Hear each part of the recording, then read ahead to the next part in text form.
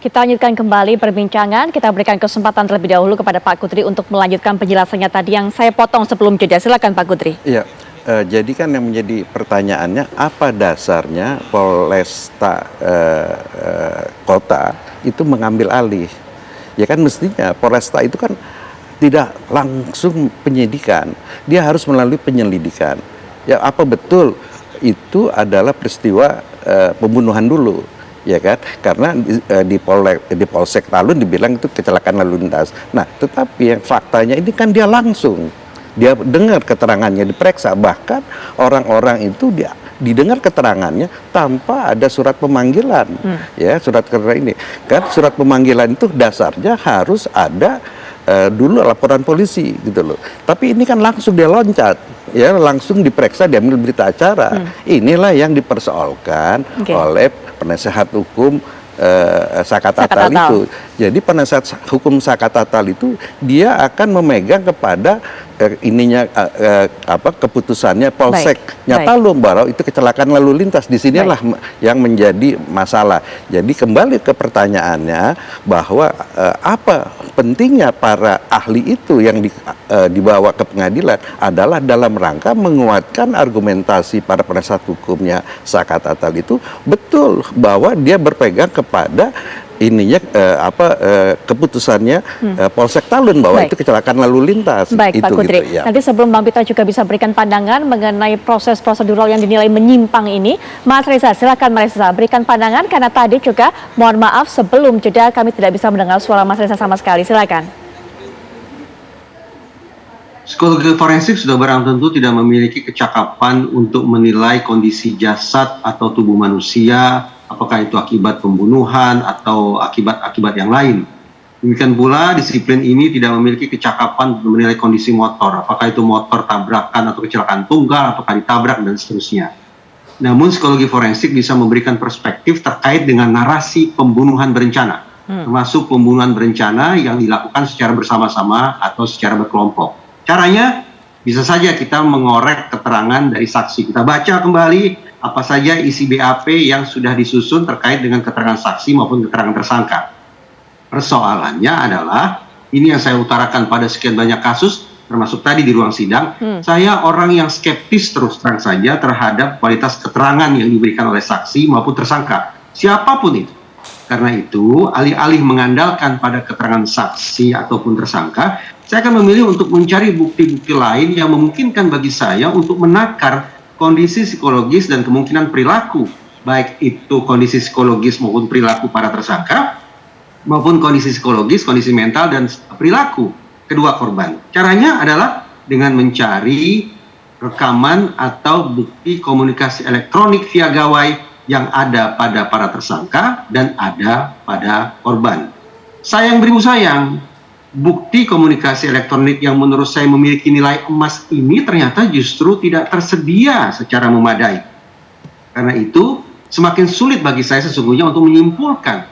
Bahkan terus terang, semakin sulit bagi saya untuk teryakinkan sepenuhnya. Apakah kedua korban meninggal akibat pembunuhan, ataukah justru akibat tindakan-tindakan yang lain. Demikian pula, saya terus terang masih memiliki tanda tanya, apakah almarhumah sudah menjadi korban ruda paksa yang dilakukan secara massal, ataukah sperma itu merupakan akibat dari aktivitas seksual yang konsensual atau mau sama mau.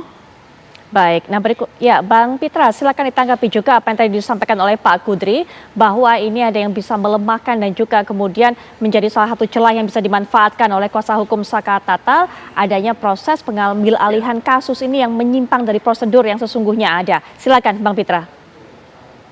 Yang pertama, saya ingin meluruskan dulu keterangan daripada saudara Putri tadi yang menyatakan terkait dengan putusan pra peradilan Peggy Setiawan itu memutuskan bahwasanya Peggy Setiawan bukan pelakunya. Itu adalah hal yang keliru dan salah.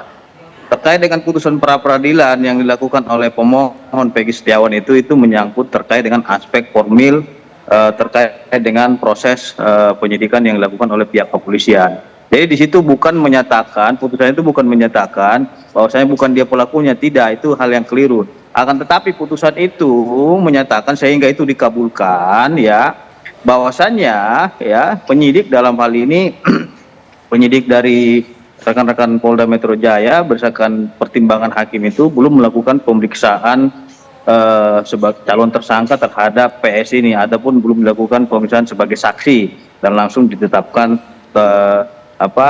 ditangkap tersangka dan ditangkap setelah dinyatakan DPO. Nah, itu yang menjadi argumentasi ataupun pertimbangan hakim tunggal Eman Sualeman, bukan di situ menyatakan bahwasanya dia bukan pelakunya. Saya kira sesuai dengan Perma nomor 4 tahun 2016 itu sudah jelas diatur bahwasanya penyidik memiliki kewenangan untuk menetapkan tersangka lagi atas putusan pra-peradilan yang menyatakan tidak sahnya penetapan tersangka dengan memiliki alat bukti baru ataupun 2 alat bukti baru lain daripada bukti sebelumnya. Terus yang kedua, bukan asas pro veritate, tapi asas res judicata pro veritate habetur, yang artinya apa yang diputus hakim itu haruslah dianggap benar.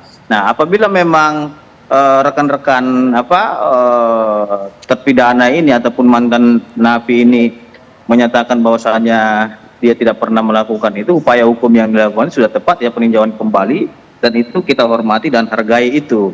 Nah, terus yang selanjutnya, kenapa ada pertanyaan tadi terkait dengan Polres Cirebon Kota itu tidak diambil alih ya, beda penanganannya itu.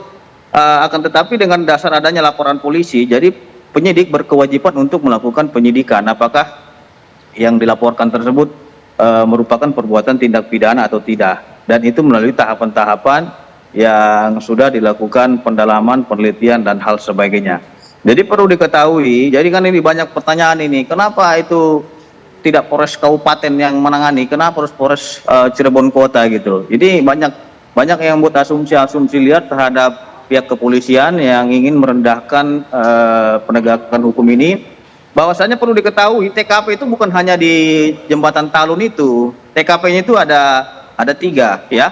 Yang pertama di depan SMP Negeri 11 dan di belakang showroom, dan di jembatan itu ada lagi satu lagi TKP yang kejar-kejaran pada waktu tendang-tendangan. Dan itu TKP, kenapa Polresta Cirebon Kota? Karena itu TKP pertama itu berada di Jalan Perjuangan nomor 48, Kelurahan Karya Mulia, Kecamatan Kesambi Karya Mulia, Kota Cirebon, ya, bukan Kabupaten Cirebon, Kota Cirebon. Jadi jurisdiksi kewenangan penyidikan itu dimiliki oleh Polresta Kota Cirebon. Jadi kalau memang ada asumsi-asumsi lain, sudah saya jawab itu dengan tegas. Jadi jangan lagi buat tuduhan-tuduhan yang tidak benar terhadap Polres Cirebon Kota. Dan penanganan penyidikan itu hanya 3 hari ya.